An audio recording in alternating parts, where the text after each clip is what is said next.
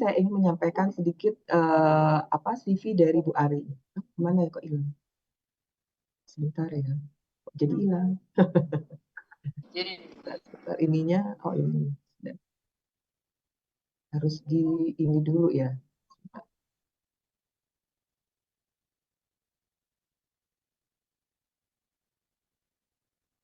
Nggak bisa ini. Oh, udah. Sudah terlihat CV-nya dari Bu Ari? Ya. Jadi Bu Ari terakhir itu adalah menyelesaikan PhD-nya di Imperial College London, UK, dengan bidangnya adalah Bacterial Synthetic Biology. Jadi memang sudah bidangnya ya dengan biologi sintetik. Dari 2012 sampai 2013, beliau menyelesaikan studinya di S2 Bioteknologi di ITB dan menyelesaikan S1-nya dari Prodi Mikrobiologi di ITB, di SITH ITB. uh, Pengalaman bekerjanya beliau ini saat ini sejak tahun 2020 beliau bekerja di CNRS Crane Singapura, dan juga di sini kita bisa lihat banyak sekali pengalaman Bu Ari ini mulai dari sejak Bu Ari ini masih sebagai mahasiswa sudah aktif sebagai teaching dan laboratory assistant. Jadi kalau di kita sama aja sebagai asisten praktikum ya. Jadi memang harus aktif ya dari mulai kuliah juga gitu. Jadi supaya pengalamannya kaya. Publikasinya Bu Ari juga sudah sangat banyak. Yang terakhir itu adalah mengenai modular RNA interference ya, system for multiplex gene regulation di nucleic acid. Wow, ini di jurnal yang sangat bergengsi ya, prestis sekali ini nucleic acids ya. Bahkan sejak tahun 2012 pun Bu Ari saat masih sebagai mahasiswa, Bu Ari sudah menghasilkan pustaka artikel bersama dosen pembimbingnya yaitu Bu Melita dengan judul Cloning and Expression of Endoglucanase Gain for Thermophilic Bacteria Bacillus. Dan Bu Ari sejak perkuliahan, sejak jadi mahasiswa, ini banyak sekali beasiswa yang diperolehnya, baik beasiswa yang mendukung perkuliahan, jadi sebagai begitu juga beasiswa-beasiswa yang lainnya ya. Lalu di sini banyak sekali juga kegiatan-kegiatan sebagai asisten, sebagai supervisor, sebagai asisten laboratorium, dan terakhir pada tahun 2016 sampai 2019 Bu Ari itu sebagai supervisor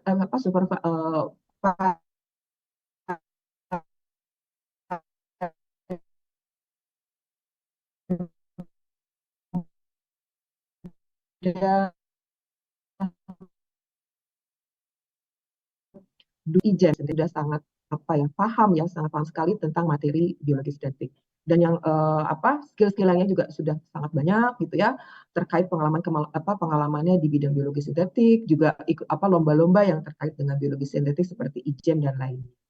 Nah, untuk mempersingkat waktu, dan ini juga lihat Bu Ari itu sudah menguasai bahasa-bahasanya yang lain ya. Ada basic HTML, basic web, lalu ada basic Python ya untuk sebagai programming, basic data processing menggunakan R, ada lagi programming. Nah, ini adalah bidang-bidang yang juga bahwa kita biologi ini memang harus menguasai IT yang saat ini ya untuk biologi ke depannya. Nah, untuk mempersingkat waktu maka saya persilakan Bu Ari untuk menyampaikan materinya. Oke, nuhun Bu Diah. Assalamualaikum warahmatullahi wabarakatuh. Selamat siang. Selamat siang buat teman-teman semuanya. Oke. Semoga teman-teman semua dalam keadaan yang sehat selalu. Oh ya, saya mengucapkan terima kasih juga kepada Bapak Ibu dosen UPI yang telah memberikan kesempatan kepada saya untuk berbagi, sharing mengenai sedikit ilmu yang saya pelajari selama ini gitu ya. Sehingga nantinya bisa menjadi pembelajaran ataupun diskusi buat kita semua, apa sih yang menarik dari topik ini dan bagaimana nantinya kita bisa mencoba untuk mengimplementasikannya ataupun nantinya mungkin kita bisa kolaborasi untuk penelitian bersama, gitu harapannya. Oke. Nah, saya coba untuk sharing hari ini mengenai navigating the synthetic biology landscape. Ini sebenarnya harapannya sudah bisa terlihat di layar dari teman-teman semua, gitu ya, sehingga saya bisa nantinya masuk ke materinya. Oke, nah tadi terima kasih pada Budiah telah menjelaskan mengenai CV saya. Saya sebenarnya malu, Bu. Tapi karena berhubung ini Budiah gitu ya, jadi dulu kita satu lab di ITB, jadi saya sering ngobrol bareng sama Budiah gitu mengenai gimana sih cara melakukan pekerjaan di lab genetika gitu ya Budiah ya, di lab Geni lantai 2 SIP ITB. Banyak waktu yang kita habiskan bersama gitu, termasuk belajar hal-hal yang seperti teman-teman pelajari juga saat ini di kelas gitu. Nah, saya sendiri sebenarnya pendidikannya tadi sudah disebutkan oleh Budiah ya, dari S1, S2-nya di ITB di Bandung gitu, dekat sama UPI.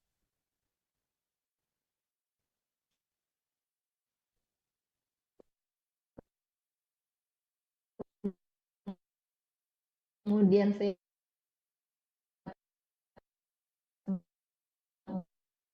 kuliah London. Ini saya bekerja sebagai research fellow di bidang optogenetics dan metabolic engineering. Jadi ini sebenarnya mirip-mirip, oh ya, Dania tadi angkat tangan. Tidak. Jadi sebenarnya mirip-mirip dengan synthetic biology juga, kita kerjanya masih pakai bakteri, masih pakai E. coli gitu. Nah, sedangkan tempat kerja saya saat ini adalah secara kontraknya itu dari CNRS at Create di Singapura. Jadi kalau boleh saya bercerita sedikit mengenai background-nya, jadi CNRS itu semacam BRIN-nya atau LIPI-nya Prancis gitu ya, yang mereka punya istilahnya cabang di Singapura. Jadi saat ini memungkinkan sekali untuk lembaga riset dari negara manapun untuk mereka membuka cabang di negara yang berbeda, termasuk yang dilakukan oleh lembaga risetnya atau pusat risetnya Prancis yang saat ini membuka cabang di Singapura namanya CNRS at Create. Jadi mungkin nanti ke depannya bisa jadi BRIN-nya Indonesia nanti punya cabang di negara yang lain juga gitu. Jadi itu akan membuka peluang yang sama juga. Kemudian secara sehari-harinya, day to day-nya, saya bekerja di A-Star gitu. Jadi secara employment-nya dari CNRS Create, tapi sehari-harinya saya berkantor atau memiliki lab-nya di A-Star. Yang mana dalam A-Star itu, A-Star adalah semacam BRIN-nya Singapura gitu ya. Nah, di dalamnya ada berbagai macam divisi atau department. Saya dalam hal ini dalam kerjaan saya masuk ke dalam departemen ataupun ya research institute kita menyebutnya adalah Singapore Institute for Food and Biotechnology Innovation atau disingkatnya sebagai SIPI gitu. Jadi saya ada di dua kaki sebenarnya. Nah, nanti kaki yang lain di mana lagi ada lagi. Cuman saya batasin di CNRS, Create dan TV A-Star dulu ya gitu ya. Supaya teman-teman tidak bingung mengenai posisi saya. Oke, itu sekilas mengenai bidang pekerjaan saya. Kemudian, oke, karena hari ini kita akan berbicara mengenai navigating the synthetic biology landscape. Jadi saya ingin menyebutkan juga beberapa pengalaman yang mungkin relevan gitu ya dengan synthetic biology, yang mana dulu ketika kuliah gitu saya pernah ikut lomba namanya International Genetically Engineered Machine Competition. Baik itu sebagai partisipan atau dulu sebagai mentor juga gitu untuk tim dari ITB maupun tim dari luar negeri. Nah, selama saya menjadi student S3 di London gitu ya, itu diminta untuk menjadi komite, salah satu komite juga di salah satu track yang ada di IGM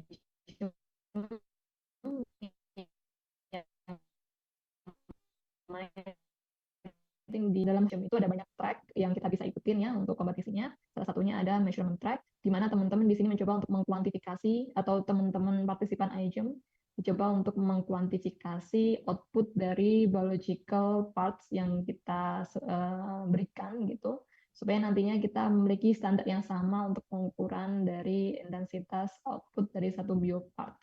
Intinya ke sana. Nah, ini beberapa pengalamannya. Kemudian saya juga mendapatkan kesempatan untuk mengikuti Biosecurity Fellowship, yang dimana Biosecurity Fellowship di sini akan melatih kita gitu ya untuk bisa aware yang namanya biosecurity. Mungkin di UP sudah ada mata kuliah terkait dengan biosecurity, bioethics gitu mungkin ya. Nah, itu juga mirip-mirip. Jadi di sini lebih ke global, gimana sih kita nantinya kalau misalkan kita bikin engineered microbe ataupun engineered strain, memastikan bahwa engineered strain ini nggak akan lari keluar gitu ya. Atau misalkan aman nggak sih nanti kalau misalkan kita gunakan untuk produknya atau apa. Nah, itu masuk ke biosecurity fellowship, termasuk penggunaan yang ini mungkin akan jadi satu ancaman juga gitu. Kalau misalkan kita tidak memanfaatkan dengan baik kemampuan kita untuk merekayasa genetika suatu strain, katakanlah bisa menjadi bioweapon seperti itu, gitu ya. Nah, setelah sekolah gitu, setelah mengikuti beberapa exposure di bidang synthetic biology, nah saya juga bergabung sebagai salah satu advisor gitu ya di Symbio ID. Nah, di sini mungkin teman-teman nanti bisa gabung juga. Fungsinya apa di sini? Di sini kita ingin mencoba untuk menyebarluaskan ilmu synthetic biology ini. Jadi nanti selain teman-teman belajar di kelas, teman-teman juga bisa bergabung ke Synbio ID. Di sini kita akan belajar bareng-bareng dari Sabang sampai Merauke. Kita ada beberapa kegiatan yang nantinya akan saya coba sampaikan melalui webinar kali ini, gitu ya. Oke, kita bisa lanjut dulu. Nah, jadi secara umum apa yang akan kita diskusikan di siang hari ini, kita akan mencoba untuk sedikit rekap dulu ya mengenai introduction ke synthetic biology, yang saya yakin pastinya kemarin sudah dijelaskan secara panjang lebar detail oleh Kak Afif gitu ya. Kak Afif dari InBio juga salah satu advisor di Synbio ID. Jadi di sini hanya sekedar untuk merefresh pengetahuan teman-teman sekilas gitu mengenai synthetic biology secara general itu seperti apa gitu. Pastinya teman-teman di sini sudah paham gitu ya, sudah sudah ngelotok gitu ya, Pak. Karena kemarin baru disampaikan oleh Kak Afif, tapi ya coba kita bahas sedikit aja gitu. Jadi di sini ketika kita berbicara mengenai synthetic biology, itu biasanya kita memiliki definisi yang berbeda-beda. Nah, ini juga tergantung bagaimana nanti teman-teman mendefinisikan synthetic biology itu apa. Apakah dia sama dengan genetic engineering? Apakah ini bisa nih dengan cloning-cloning aja biasa kita menyebutnya sebagai synthetic biology? Ataukah yang penting kita masukin synthetic biology aja deh, yang semuanya kan namanya biotechnology juga, atau seperti apa gitu ya. Itu baik lagi ke gimana sih teman-teman mendefinisikan synthetic biology itu sendiri gitu. Tapi di sini coba saya gitu ya, saya mendefinisikan synthetic biology itu sebagai kekuatan untuk merekayasa makhluk hidup atau sistem yang hidup gitu ya, dengan menggunakan desainnya seperti apa yang kita bisa definisikan, kita bisa spesifikkan di awal sesuai dengan yang kita inginkan. Nah, jadi di sini jadi synthetic biology itu adalah mencoba untuk mengimplementasikan prinsip-prinsip engineering atau teknik gitu ya ke sistem yang hidup atau yang biological system gitu. Ini juga pastinya kayaknya udah dibahas kemarin sama Kak Afif ya. Jadi ini sama halnya dengan komputer teman-teman, sama halnya dengan gadget teman-teman gitu ya. Jadi itu akan disusun dari lapisan yang paling kecil sehingga akan menjadi satu komputer, kemudian nantinya ada network gitu ya yang akan membuat satu sistem itu akan berfungsi secara baik. Nah, begitu pula dengan yang teman-teman juga sudah pelajarin di kelas, teman-teman ada yang belajarin apa itu protein, gen gitu ya, dari fungsi satu unit terkecil yang kemudian akan menyusun reaksi biokimia, kemudian akan menjadi pathway, dan ini bisa dimasukkan ke sel, dan nantinya sel ini akan membentuk namanya tisu ataupun culture ataupun jaringan gitu ya. Nah, yang kita definisikan sebagai synthetic biology di sini itu sekali lagi karena dia mengimplementasikan prinsip-prinsip teknik atau engineering principles. Jadi proses untuk membuat ini dari bawah ke atas ini ya, dari physical layer ini sampai ke network itu adalah hal yang bisa kita ulang lagi gitu. Jadi dia akan membentuk namanya cycle, DBTL cycle, design, build, test, learn cycle gitu. Jadi karena ini by design, jadi desainnya ini nanti bisa dipakai lagi. Kita coba untuk bikin, kemudian kita tes, kemudian kita akan pelajarin apa sih output-nya dari desain tersebut. Nah, kalau misalkan ini kita perlu untuk modifikasi, harusnya lebih gampang untuk kita redesign lagi, karena harusnya menggunakan sesuatu yang modular, gitu ya. Oke, nah ini sekilas mengenai si iteratif di saya kemarin secara detail oleh Afif. Kalau misalkan teman-teman nanti ada ide nih, aku mau bikin suatu P2B tertentu gitu, atau seperti apa. Nah, nanti teman-teman coba bisa mendefinisikan mau dipakai di mana gitu ya. Hostnya apa sih gitu, kenapa pakai host tersebut gitu. Kemudian kalau misalkan punya pathway ini kan disusun dari biochemical reactions ya. Nah, itu kan pastinya pakai enzim nih. Enzimnya enzim apa aja nih. Kemudian mau diambil enzimnya dari mana gitu ya. Jadi teman-teman memiliki mencoba untuk mengawali dari pola berpikir seperti itu, diawali dengan maunya mau bikin apa, kemudian ini butuh apa aja sih bioparts-nya gitu ya, kemudian nantinya ini mau dimasukkan kemana. Nah, kemudian nanti ketika sudah ada idenya seperti itu, kemudian teman-teman berpikir bahwa oke, saya harus mencari namanya genetic parts, kemudian saya mau susun sedemikian rupa gitu ya, menggunakan kita menyebutnya sebagai combinatorial DNA assembly. Nah, di sini nanti teman-teman bebas tuh kalau misalkan mix and match kan bioparts gitu ya, sehingga nantinya bisa menyusun namanya pathway. Nah, nanti teman-teman juga langsung bisa coba masukin ke hostnya, dan teman-teman di sini akan coba untuk melakukan screening gitu ya. Jadi teman-teman biasanya yang lebih gampang itu pakainya misalkan fluorescence protein gitu ya. Yang bisa teman-teman coba cek, ini untuk membuat ini namanya adalah designing screening bioassay screening gitu. Nah, ini kalau misalkan teman-teman berminat, teman-teman juga bisa nantinya mengambil keilmuan khusus untuk merancang bioassay gitu ya. Nah, dari sini ini juga akan nyambung untuk ke learn ini. Jadi learn ini kalau sekarang itu lagi hot karena lagi zamannya AI gitu ya. Jadi artificial intelligence, teman-teman dapat nih data apapun dari sini, teman-teman coba untuk ambil datanya, teman-teman mencoba untuk istilahnya mendokumentasikan semuanya dari desain, build, dan test gitu ya. Kemudian untuk melihat parameter apa sih yang diubah, oh kenapa kok ini apa namanya hasilnya seperti ini dan segala macam. Teman-teman sekarang mungkin nantinya 2-3 tahun lagi teman-teman nggak perlu pusing, nggak perlu bingung-bingung, bisa nantinya bisa menggunakan AI untuk menginterpretasikan apa sih hasil dari desain yang teman-teman tadi rancang di awal. Oke? Okay? Oke, nanti kalau misalkan ada pertanyaan bisa langsung ditulis di kolom chat aja ya, siapa tahu nanti lupa gitu. Oke, nah tadi kita udah ngomong ya, udah ngomong nih tentang hostnya apa yang akan kita pilih itu.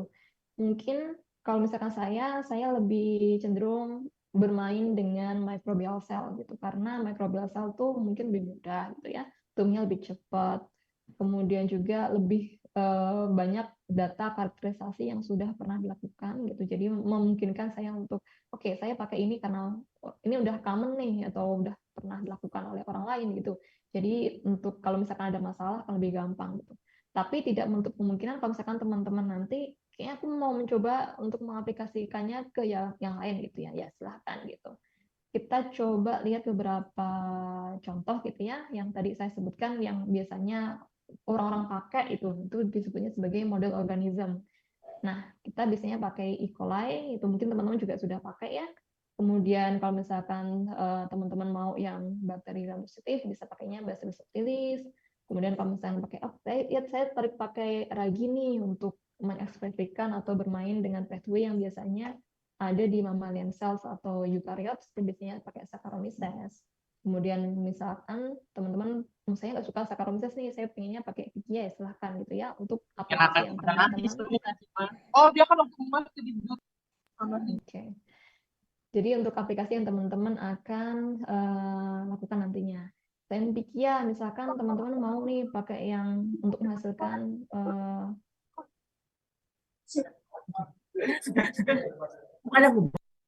Oke, makasih ya.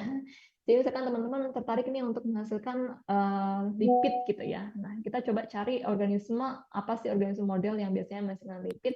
Katakanlah misalkan di sini kita bisa pakai Yarovia gitu.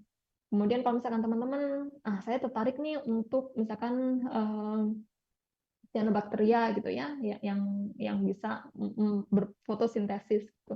Teman-teman bisa pakai kok namanya Synococcus elongatus gitu, dan itu sudah banyak yang melakukan penelitian ke arah synthetic biology ke menggunakan Synococcus ya. Kemudian juga teman-teman kalau misalkan saya nggak mau nih yang macam-macam, saya mau bekerja dengan char T-cell gitu ya, saya mau pakainya CHO cells ya silahkan. Jadi opsinya ini bisa teman-teman aplikasikan ke banyak model organisme seperti itu. Selain itu, kalau misalkan teman-teman nih, wah model organisme nih terlalu mainstream gitu ya. Jadi saya maunya yang eksotik gitu. Saya mau nyarinya dari kawah putih gitu karena seperti itu. Nah itu juga mungkin memungkinkan jadi teman-teman belajar gitu. Ada namanya non-model organism. Di sini salah satu contohnya adalah Geobacillus. Kemudian ini Geobacillus teman-teman tahu ya, yang dari misalkan dari kawah gitu ya. Kemudian ada namanya Keraticus ini biasa ditemukan di kombucha. Jadi kalau misalkan teman-teman minum kombucha, itu ada nama bakterinya, ini Keraticus. Itu juga bisa teman-teman explore. Kemudian salah satu yang unik kemarin baru yang 5 tahun yang lalu baru temukan adalah si Vibrio natrigens. Jadi ini sama dengan E. coli sebenarnya, cuma dia tumbuhnya lebih cepat aja, jadi lebih memakas waktu dan lebih efisien. Kemudian mungkin nanti teman-teman nih, katakan kalau liburan nih ya, nanti summer holiday, atau misalkan lagi ke Kawah Putih atau ke Lombok atau ke Ijen gitu, atau mau melakukan screening potensi mikroba Indonesia gitu ya silahkan. Kemudian mungkin yang jadi catatan buat teman-teman kalau misalkan teman-teman tertarik untuk bekerja dengan non-model organism sebagai SASHI untuk synthetic biology, itu adalah teman-teman harus bisa mengkarakterisasi semua yang ada atau fitur-fitur yang dia miliki gitu ya, termasuk genomnya seperti apa, komposisinya seperti apa, kemudian dia ditumbuhkan di medium apa, suhu tumbuhnya temperaturnya berapa, kemudian juga pH-nya berapa. Nah itu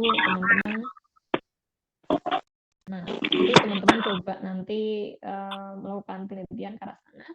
Ataupun teman-teman tadi ketika saya bilang untuk mengenai genotipnya seperti apa, teman-teman ada peluang untuk mencoba untuk mencari bioparts yang bisa teman-teman ambil dan bisa teman-teman ekspresikan di organisme tersebut itu seperti apa.